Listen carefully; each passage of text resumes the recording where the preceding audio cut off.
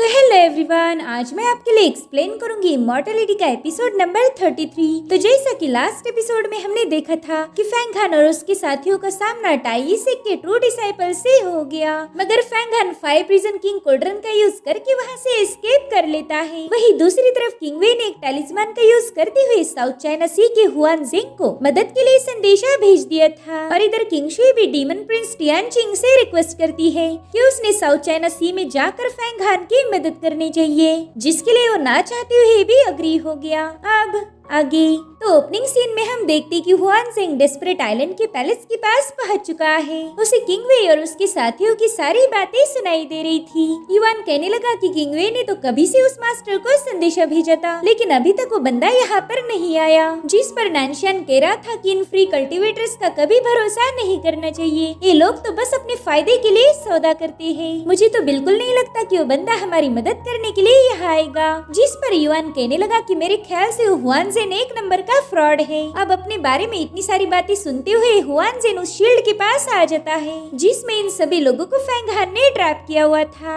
वो कह रहा था कि शायद तुम लोग मुझ पर जरा भी भरोसा नहीं करते। किंग वेई तो उसे देखकर काफी ज्यादा खुश हो गई। वो कहने लगी कि मास्टर हुआन जेन, प्लीज मेरे दोस्तों को माफ कर दीजिए, उन्होंने आपको पहचानने में गलती कर दी। जिसके बाद हुआन जेन तुरंत ही अपने पावर्स को एक्टिवेट करते हुए इस फॉर्मेशन को ब्रेक कर देता है। वही दूसरी तरफ हम फैंग हान की बोट को देखते हैं जो कि वांगुई सिटी के पास पहुंच चुकी थी। ये लोग यहाँ पर बाउंटी का रिवॉर्ड हासिल करने के लिए आए थे। ये लोग देखते कि पूरा की पूरा वांगुई सिटी समंदर पर बसा हुआ है, जो कि शाओलिंग को काफी ज्यादा अजीब लग रहा था। लोंगशान कह रही थी कि यही वांगुई सी मार्केट का एंट्रेंस है, इसे वन लाइन स्काई भी कहा जाता है। शाओलिंग ये सुनकर थोड़ी सी चौंक गई। उसे तो ये समझ नहीं आ रहा था कि लोंगशान को इस जगह के बारे में इतनी जानकारी कहाँ से मिली। वही दूसरी तरफ मास्टर हुआन जेन लॉर्ड शाओ का इलाज कर रहे थे और वही शाओ शियान का अपने फादर के लिए रो रो के बुरा हाल था। इसलिए किंग वे शाओ शियान पर चिल्लाने लगी। वो कह रही थी कि तुम यहाँ आके अपना रोना धोना करो, तुम्हारी वजह से मास्टर हुआन जेन लॉर्ड शाओ का इलाज नहीं कर पाएंगे। तो शाओ शी हुआन जेन से रिक्वेस्ट करता है कि प्लीज मेरे फादर को बचा लीजिए। जिसके बाद वो किंग वे की बात मानते हुए बाहर आ जाता है। अब शाओ शी के वहाँ से जाते ही लॉर्ड शाओ हुआन जेन से कहने लगे कि प्लीज मेरी जान बचा लीजिए, अगर मुझे कुछ हो गया तो मेरा नाइटलेस आइलैंड तबाह हो जाएगा।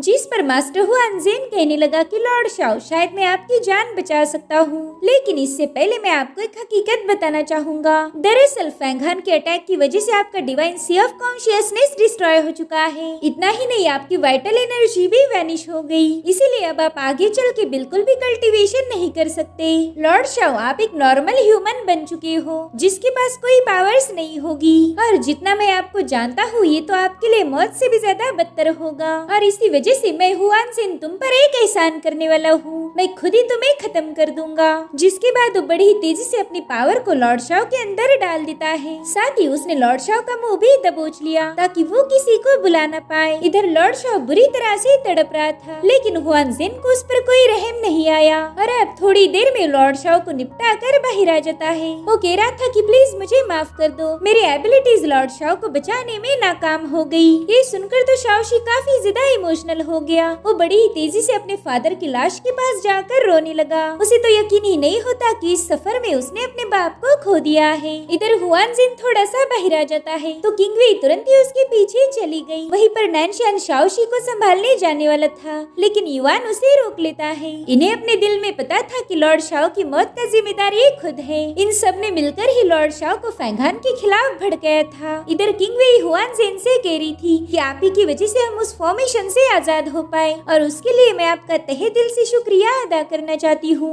फ्यूचर में अगर आपको कभी भी किंग वे की मदद की जरूरत हो तो मैं हाजिर हो जाऊंगी। जिस पर हुआन जेन कहने लगा कि हमारे साउथ चाइना सी में हजारों कल्टीवेटर्स हैं, लेकिन वो कल्टीवेटर्स बिल्कुल भी मिलजुल कर नहीं रहते। वो सभी लोग एक दूसरे के खून के प्यासे बन चुके हैं, और अगर ऐसा ही चलता रहा तो कभी भी फ्यूचर में प्रोग्रेस नहीं कर पाएंगे। जिस पर किंग वे कहने लगी कि मेरे ख्याल से आपने वो मेडिसिन इसीलिए बनाई थी ताकि आप पावरफुल कल्टीवेटर को ढूंढ पाओ, और इस तरह तरह से आपको साउथ चाइना सी में हजारों कल्टीवेटर मिल गए। तो हुआनजिंग कहने लगा, यंग लेडी तुम तो बहुत ही ज्यादा होशियार हो। देखो मैं बस इतना चाहता हूँ कि साउथ चाइना सी के फ्री कल्टीवेटर को कोई पनाह मिल जाए। अगर वो सभी लोग किसी खास सेक्ट के डिसाइपल बन गए तो वो यूनाइट हो जाएंगे। जिसके बाद वो किंग वेई से रिक्वेस्ट करने लगा कि प्लीज आप इस मैटर में मेरी मदद करो। और किंग वेई भी बिना कुछ सोचे समझे ही उसके लिए राजी हो गई। हुआनजिन कह रहा था कि अगर पॉसिबल हो तो आप युवा सेक्ट के किसी खास पर्सन से मेरी मुलाकात करवा दीजिए ताकि मैं उनके सामने ये मैटर डिस्कस कर पाऊँ। जैसा कि आपको पता है कि इमॉर्टल्स और डीमंस में एक बहुत ही खतरनाक जंग होने वाली है, तो मैं चाहता हूँ कि मेरे फ्री कल्टीवेटर उस जंग में पार्टिसिपेट कर पाए। अगर हम इस जंग को जीतने में कामयाब रहे तो इसका सारा क्रेडिट आपको जाएगा। लोग तो यही कहेंगे कि आपने इस साउथ चाइना सी की कल्टीवेटर को युवा सेक्ट में पनाह दी। किंग वेई के लिए तो फेम और पॉपुलैरिटी सबसे ज्यादा इम्पोर्टेंट है, इसलिए वो तुरंत ही अग्री हो गई। वो कह रही थी कि मैं जल्द से जल्द आपको युवा सेक्ट के एक खास पर्सन से मिलाना चाहूंगी, लेकिन इसके लिए आपको थोड़ा सा इंतजार करना होगा क्योंकि यहाँ से हमारा युवा सेक्ट काफी ज्यादा दूर है। मगर हुआनजिन के पास कोई सब्र नहीं था। वो कह रहा था कि मेरे पास एक ऑप्शन है, उसका यूज करके हम बड़ी ही तेजी से युवा सेक्ट में पहुँच जाएंगे।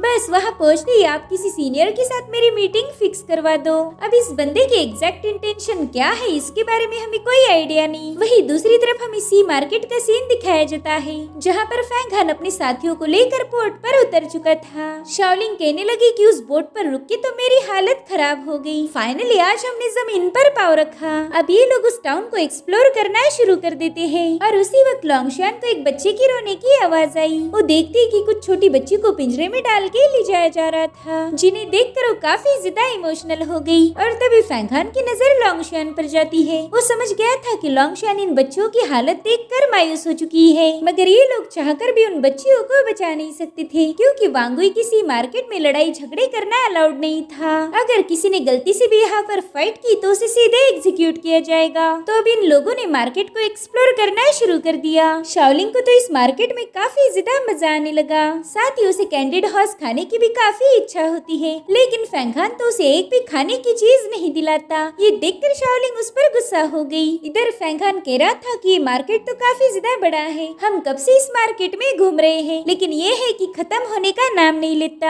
जिस पर लोंगशान कहने लगी कि सबसे पहला तो हमें शुआनगुई पवेलियन में जाना चाहिए। वो पवेलियन वांगुई इमॉर्टल आइलैंड का सेंटर है। ये सुनकर शाओलिंग उससे पूछने लगी कि लोंगशान तुम्हें इस जगह के बारे में कुछ ज्यादा ही इन्फॉर्मेशन है क्या, तुम पहले भी यहाँ आई थी? तो फाइनली लोंगशान ने बता दिया। वो कह रही थी कि मेरा जन्म साउथ चाइना सी में ही हुआ था और बचपन में मुझे इस मार्केट में लाया गया। अब यहाँ पर उसे क्यों लाया गया था ये उसने नहीं बताया, मगर वो काफी ज्यादा सैड थी। इधर शाओलिंग को तो बस उस जगह पर टाइम पास करना था, तो फैंग हान उसे समझाने लगा कि सबसे पहला हमें यहाँ का काम निपटाना होगा, बस एक बार हम फ्री हो जाए, उसके बाद तुम्हें जितना चाहिए उतना तुम यहाँ पर खेल सकती हो। तो शाओलिंग भी तुरंत ही उसकी बात मान जाती है। जिसके बाद ये लोग पवेलियन की तरफ रवाना हो गए, मगर रास्ते में उन्हें कई सारे स्लेव्स मिलते हैं, जिन्हें देखकर शाओलिंग समझ गई कि शायद लोंगशान को भी यहाँ पर स्लेव बनाकर ही लाया होगा। इसीलिए वो लोंगशान से पूछने लगी कि तुम ठीक तो हो ना? जिस पर लोंगशान बताने लगी कि मॉर्टल्स की दुनिया बेरहम है, यहाँ पर गरीब और कमजोर लोगों पर अत्याचार किए जाते हैं। यहाँ के कमजोर लोग बहुत सारी स्ट्रगल का सामना करके सरवाइव करते हैं। फैंग हान को भी वहाँ के गुलामों को देखकर काफी ज्यादा गुस्सा आ रहा था। वो कहता है कि इन लोगों से जबरदस्ती इनके जीने का अधिकार छीना गया। अगर ऐसा ही चलता रहा तो इस दुनिया से इंसानियत का नामो निशान मिट जाएगा और इसी वजह से इन नियमों को ब्रेक करना जरूरी होगा। जिसके बाद ये लोग पवेलियन के पास पहुँच गए। ये वांगुई इमॉर्टल सेक्ट का सेंटर माना जाता था, तो ये लोग तुरंत ही पवेलियन में एंटर करते हैं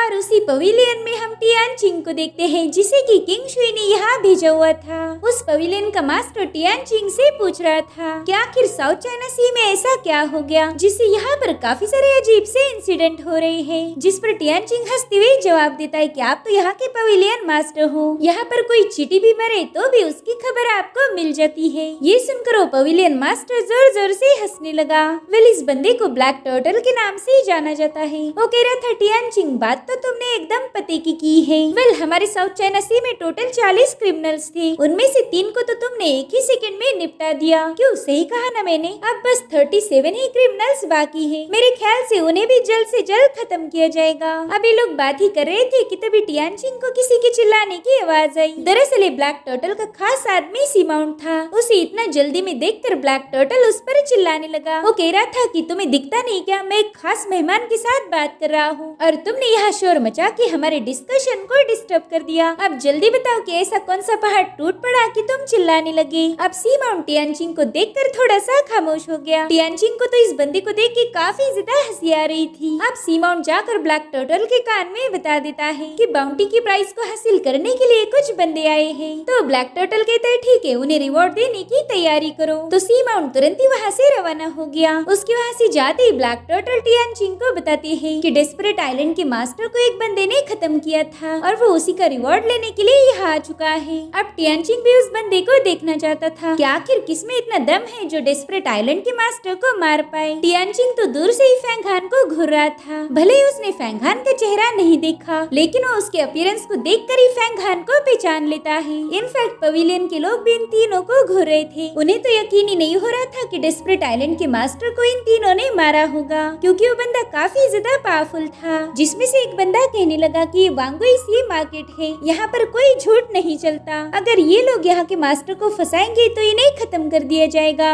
इधर शाओलिंग फैंग हान से कहने लगी कि पता नहीं वो बोना कहाँ चला गया, कहीं उस नाटे ने अपना इरादा तो नहीं बदल दिया। और तभी सी माउंट वहाँ पर पहुँच जाता है। वो कह रहा था माय लेडी देखो मैं आ गया। शाओलिंग उससे पूछने लगी कि बताओ हमारी 7 जेली फिशेस कहाँ पर है। जिस पर सी माउंट बताने लगा कि जेली फिशेस काफी ज्यादा रेयर होती है, इसी वजह से मैंने मेरे मास्टर से पहला परमिशन ली। इधर लोंगशान को टियानचिंग का एहसास हो चुका था। इधर फैंग हान सी माउंट से कह रहा था कि जल्दी से हमें हमारा रिवॉर्ड दे दो, मगर सी माउंट की नजर तो फैंग हान की तलवार पर थी। ये वही ड्रैगन सोर्ड है जो फैंग हान को 5 रीजन कोल्ड्रन से मिली थी। सी माउंट कहने लगा कि मुझे तो तुम्हारी तलवार काफी ज्यादा पसंद आई। उसकी बकवास सुनकर शाओलिंग उस पर काफी ज्यादा भड़क गई। वो कह रही थी कि पहला तो तुम बातों को घुमाना बंद कर दो, जल्दी बताओ हमारी जेली फिशेस कहाँ पर है। अब शाओलिंग की डांट मिलते ही सी माउंट थोड़ा सा शांत हो गया, जिसके बाद वो बड़े ही अजीब तरीके से फैंग हान को घुरा था। वो कह रहा था शायद तुम इमॉर्टल मास्टर हो और मेरे ख्याल से तुमने वुड एलिमेंट को मास्टर किया है। फैंग हान भी थोड़ा सा चौंक गया था कि आखिर इस बंदे को मेरी वुडन टेक्निक के बारे में कैसे पता चला। फैंग हान उससे कहने लगा कि भले ही मेरे पास कोई भी टेक्निक क्यों ना हो, लेकिन तुम्हारा उससे क्या सरोकार। तो सी माउंट ने तुरंत एक मैजिकल वुड का पीस बाहर निकाल लिया। वो कह रहा था इमॉर्टल मास्टर अगर तुम इस पीस का सही से यूज करो तो ये तुम्हें काफी सारा फायदा देगा। ये छोटा सा मैजिकल पीस तुम्हारी वुडन टेक्निक को काफी हद तक इम्प्रूव करेगा। अगर तुम चाहो तो ये वुडन पीस ले सकती हो, लेकिन बदले में तुम्हें मुझे अपनी ये ड्रैगन सोर्ड देनी पड़ेगी। सोच लो ये पीस तुम्हारे काफी ज्यादा काम आएगा। जिस पर शाओलिंग कहने लगी कि अपनी बकवास बंद करो, हम तुम्हारे साथ कोई सौदा नहीं करना चाहते, हम तो बस यहाँ पर रिवॉर्ड लेने आए थे, इसलिए जल्दी से वो जेली फिशेस हमारे हवाले कर दो। जिस पर सी माउंट कह रहा था अरे मोहतरमा जरा सब्र तो कीजिए, आपकी जेली फिश को पैक किया जा रहा है। मैंने सोचा तब तक क्यों ना आपके साथ थोड़ा सा सौदा कर लूं। इधर फैंग हान ने भी ड्रैगन सोर्ड को बाहर निकाल लिया। वो शाओलिंग से पूछ रहा था कि बताओ क्या वाकई तुम्हें ये सोर्ड नहीं चाहिए, जिस पर शाओलिंग गुस्से से मना कर देती है। तो फैंग हान तुरंत ही सी माउंट के साथ सौदा पक्का कर लेता है। फैंग हान ने उसे सोर्ड दी और उस बंदे ने उसे मैजिकल पीस दे दिया। ये देखकर तो शाओलिंग फैंग हान पर और ज्यादा चिल्लाने लगी। वो कह रही थी तुम एक नंबर के बेवकूफ हो, तुमने एक छोटे से टुकड़े के लिए इतनी शानदार सोर्ड का सौदा कर दिया। अब देखो तो वो बंदा कितना ज्यादा खुश हो रहा है। लोंगशुआन को भी इस डील में कोई प्रॉफिट नजर नहीं आ रहा था। और अब हमें युवा सेक का सीन दिखाया जाता है, जहाँ पर वान लियो काफी ज्यादा भड़का हुआ था। वो कहता है कि साउथ चाइना सी के फ्री कल्टीवेटर्स की वजह से हमारा ढेर सारा नुकसान हो गया। हमने जिस काम के लिए उन्हें भेजा था वो अधूरा छोड़कर ही वो लोग वापिस आ गए। वाकई इस फैंग फैमिली के लोगों को एक तोड़ी की अकल नहीं। वो किंग वे अपना मिशन छोड़कर एक बंदे को अपने साथ लाई है। जिस पर हुआ तियांडो कहने लगा कि साउथ चाइना सी कभी ऑर्गेनाइज था ही नहीं, वहाँ के लोग हमेशा टुकड़ों में बटे रहे और मेरे ख्याल से हुआन जेन उन्हें यूनाइट करके उन पर राज करना चाहता है। और अब थोड़ी देर में किंग वे हुआन जेन को लेकर वहाँ पर पहुँच गई। हुआन जेन हुआ तियांडो से कहता है कि मैं साउथ चाइना सी का फ्री कल्टीवेटर हूँ। जिस पर हुआ तियांडो कहने लगे कि आपने मेरे डिसाइपल की जान बचाई और उसके लिए मैं युवा सेक की तरफ से आपका शुक्रिया करता हूँ। जिस पर हुआन जेन कहने लगा कि ये तो मेरी खुशकिस्मती है कि मेरी आपके डिसाइपल्स के साथ मुलाकात हो गई। तभी किंग वे हुआ तियांडो के सामने हुआन जेन की तारीफी करने लगी, लेकिन वान लियो उसे बीच में ही इंटरप्ट करते हुए कहने लगा कि अब तुम यहाँ से जा सकती हो। इसलिए किंग वे को चुपचाप से वहाँ से जाना पड़ा। अब उसके जाने के बाद हुआन जेन हुआ तियांडो से कहने लगा कि जल्दी कैटेस्ट्रॉफी होने वाली है। भले ही हम कल्टीवेटर उस कैटेस्ट्रॉफी में खुद को बचा लेंगे, लेकिन मैं कॉमन लोगों के लिए परेशान हूँ। मेरे ख्याल से इस कैटेस्ट्रॉफी में हेवन एंड अर्थ दोनों दोनों भी इन्वॉल्व होंगे। ये सुनकर वान ली और हुआ तियांडू दोनों भी चौंक गए थे। हुआ तियांडू कहते कि मुझे नहीं लगता कि कोई कैटास्ट्रॉफी होने वाली है। हाँ, ये बात मैं जानता हूँ कि साउथ चाइना सी में एक सितारा टूट के गिर चुका है, लेकिन ये तो कोई सेलेस्टियल घटना भी हो सकती है। इससे तो हम ये कंफर्म नहीं कर सकते कि वो कैटास्ट्रॉफी का एक साइन होगा। हालांकि इसका जवाब भी हुआन जेन के पास था। वो कहता है कि जाओशियान नाम का एक टाइसेक का इमॉर्टल उस टापू पर गया था और वहाँ पर वो मिस्टीरियस तरीके से घायल हो गया। टाइसेक ने जब अपने डिसाइपल की ऐसी हालत देखी तब उन्होंने तुरंत ही बायमा आइलैंड को सील कर दिया। हुआन जेन की बातों से दोनों भी काफी ज्यादा चौंक गए थे। साथ ही हुआन जेन को ये भी पता था कि हुआ तियांडू टाइसेक की एक लड़की के साथ शादी करने वाला है। अगर ये मैरिज प्रपोजल सक्सेसफुल रहा तो हुआ तियांडू को उस बायमा आइलैंड के बारे में काफी सारी जानकारी मिल सकती थी। अब हुआ तियांडू कहने लगा कि मास्टर हुआन जेन, आपके पास तो ढेर सारी इन्फॉर्मेशन है, पता नहीं आपको टाइसेक के और कितने सारे राज पता है। जिस पर हुआन जेन कहने लगा कि आप जिस लड़की के साथ शादी करना चाहते हो उसके पास इनेट बॉडी है